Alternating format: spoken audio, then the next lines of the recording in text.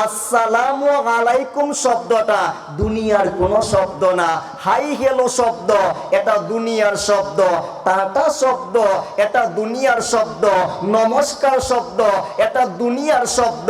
কিন্তু আপনি যদি বুখারী খুলেন, মুসলিম খুলেন, তিরমিজি খুলেন, আবু দাউদ খুলেন, নাসাই খুলেন, সিয়াসিত্তার 6টা হাদিসের কিতাব খুলেন, তাহলে সুস্পষ্ট দেখতে পারবেন এই আসসালামু আলাইকুম শব্দটা দুনিয়ার কোনো শব্দ না।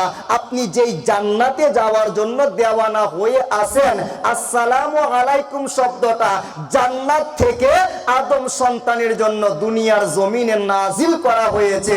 জবান খুলে বলুন আল্লাহু আকবার। জবান খুলে বলুন না ইয়া রাসূলুল্লাহ। আসসালামু আলাইকুম শব্দটা জান্নাতের শব্দ। এবার আপনারা বলেন, যেই শব্দটা জান্নাত থেকে এসেছে ওই শব্দের ভেতরে জান্নাতের বৈশিষ্ট্য আছে না নাই? আওয়াজ খুলে বলুন না আছে না নাই? এক নাম্বার, জান্নাতের ভেতরে কোনো হিংসা নাই। যেই ব্যক্তি সালাম দিবে ওই ব্যক্তি হিংসা থেকে মুক্ত হয়ে যাবে। জান্নাতের ভেতরে কোনো অহংকার নাই। যেই ব্যক্তি সালাম দিবে ওই ব্যক্তির ভেতর হতে আমার আল্লাহ অহংকার দূর করে দিবে।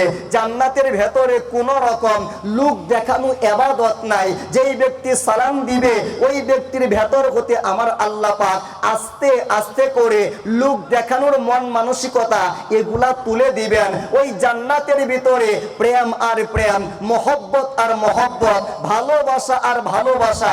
সুতরাং কেউ যদি সালাম দেয়, দিতে পারে, প্রচলন করতে পারে পরিবারের মধ্যে, সমাজের মধ্যে, রাষ্ট্রের মধ্যে, অবশ্যই অবশ্যই সেই সমাজের ভিতরে আল্লাহ পাক রব্বুল আলামিন মহব্বতের বাতি, ভালোবাসার বাতি জ্বালিয়ে দিবেন। জবান খুলে বলুন আল্লাহু আকবার।